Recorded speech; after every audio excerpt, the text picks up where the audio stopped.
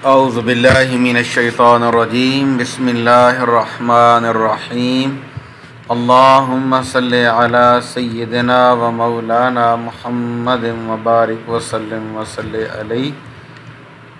Islamic فقہ YouTube channel کی جانب سے تمام معزز خواتین و حضرات کو، خواتین اسلام کو، ماؤں بہنوں، بیٹیوں، بھائیوں کو خوش آمدید کہتے ہیں اور امید کرتے ہیں کہ آپ جہاں کہیں بھی ہوں گے خیریت و عافیت کے ساتھ ہوں گے۔ اللہ کریم آپ کو ہمیشہ سلامتیاں نصیب فرمائے اور اللہ کریم نیک دلی تمنائے حاجات پوریاں فرمائے۔ رمضان کریم کا یہ چوتھا بدھ ہے جو ہماری زندگیوں میں طلوع ہو رہا ہے۔ اللہ کریم ہمیں اس دن کو دیکھنے کی توفیق عطا فرمائے۔ مالک کریم ہمیں اس دن کی برکتیں، فضیلتیں سمیٹنے کی توفیق رفیق نصیب فرمائے۔ سورۃ یاسین ایک دفعہ پڑھ کر چاولوں پر یا کسی چیز پر دم کر کے پرندوں کو کھلا دینا رمضان کے اس مہینے کے اس بدھ پر انتہائی مفید ہے، انتہائی فائدہ مند ہے۔ یہ ایک قسم کا صدقہ ہے۔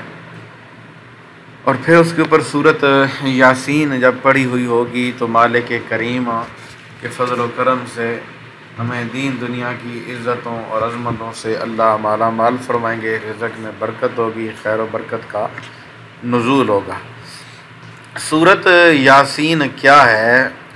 سورۃ یاسین قرآن مجید کا دل ہے اور بے پناہ فوائد کی حامل ہے۔ ہر طرح کی حاجت روائی اس کی تلاوت میں چھپی ہوئی ہے اور خاص کر اسے پڑھنے سے اللہ تعالی بہت راضی ہوتے ہیں۔ حدیث شریف میں اس کے لیے بے پناہ فضائل بیان ہوئے ہیں اور ان میں فضائل میں جو باتیں ہیں یقین جانیے کہ بہت زیادہ آدمی پڑھے تو ان میں سے ایک بات یہ ہے، فرمایا قلب القرآن یاسین لا یقرأها رجل یرید اللہ والآخرۃ الا غفر لہ، کہ سورۃ یاسین قرآن کا دل ہے، جو اللہ اور آخرت کے لیے پڑھے گا تو اس کی بخشش ہو جائے گی۔ اور فرمایا کہ ہر چیز کا دل ہوتا ہے اور قرآن کا دل فرمایا یہ سورۃ یاسین ہے۔ سورۃ یاسین کی فضیلت کے بارے میں بہت کم مسلمان جانتے ہیں۔ جیسے ہر انسان کے سینے میں ایک دل ہوتا ہے، اسی طرح قرآن پاک کے سینے میں بھی ایک دل ہے جسے سورۃ یاسین کہا جاتا ہے۔ سورۃ یاسین کے بہت سے وظائف پڑھے جاتے ہیں، لکھے جاتے ہیں اور ان وظائف سے بہت زیادہ لوگ مستفید بھی ہوتے ہیں اور فوائد بھی حاصل کرتے ہیں۔ تو سورۃ یاسین کو جو شخص اس طرح پڑھے گا تو انشاءاللہ اللہ کریم اس کی 80 حاجات پوری فرمائیں گے۔ ہم تو کہتے ہیں اللہ کریم دین دنیا کی ساری حاجتیں پوری فرمائیں۔ مشکلات کے حل کے لیے، آنکھوں میں موتیاں دور کرنے کے لیے، قرض کی ادائیگی کے لیے، نسیان بھول جانا، دل کے مرض سے نجات کے لیے، دل کی سختی اور گناہ سے حفاظت کے لیے، قید سے رہائی کے لیے، دولت کے حصول کے لیے سورۃ یاسین کا جو عمل ہے یہ بہت زیادہ مفید ہے، بہت زیادہ فائدہ مند ہے۔ اس کے علاوہ یہاں ایک اور حدیث شریف آپ کو سنا دوں کیونکہ شب جمعہ آگے آ رہا ہے۔ حضرت سیدنا ابو ہریرہ رضی اللہ تعالیٰ عنہ سے روایت ہے کہ شہن شاہ مدینہ، قرار قلب و سینہ، صاحب معطر و پسینہ، باعث نزول سکینہ، فیض گنجینہ صلی اللہ تعالیٰ علیہ وسلم نے فرمایا کہ جس نے شب جمعہ سورۃ یاسین کی تلاوت کی اس کی مغفرت کر دی جائے گی۔ تو اب میں کہتا ہوں اس سے زیادہ بولنا یا اس سے زیادہ فوائد جو ہیں وہ بتانا بے مقصد ہے، کیونکہ جو میں نے آپ کو چیزیں بتا دی ہیں یہ آپ نے سماعت کر لی ہیں تو ان پہ عمل بھی کیا تو انشاءاللہ اب کبھی خالی ہاتھ نہ لوٹیں گے۔ قرض چاہے پار جتنا کیوں نہ ہو تو اس عمل سے انشاءاللہ آپ کو نجات ملے گی، مشکلات سے نجات ملے گی۔ اور رمضان میں تو پھر یہ عمل سورۃ یاسین کا میں کہتا ہوں سونے کے پہاڑ سے بھی زیادہ بہتر ہے۔ تو آپ نے کیا کرنا ہے کہ 1 پاؤ، آدھا کلو، جتنی توفیق ہو چاول خرید لیں۔ چاول نہیں ہے آپ گندم خرید لیں، وہ بھی نہیں ہے تو کوئی چیز کھانے کی آپ ایسی لے لیں جسے پرندے شوق سے کھاتے ہوں، باجرہ ہو گیا، یہ چیزیں جو ہیں آپ استعمال میں لا سکتے ہیں۔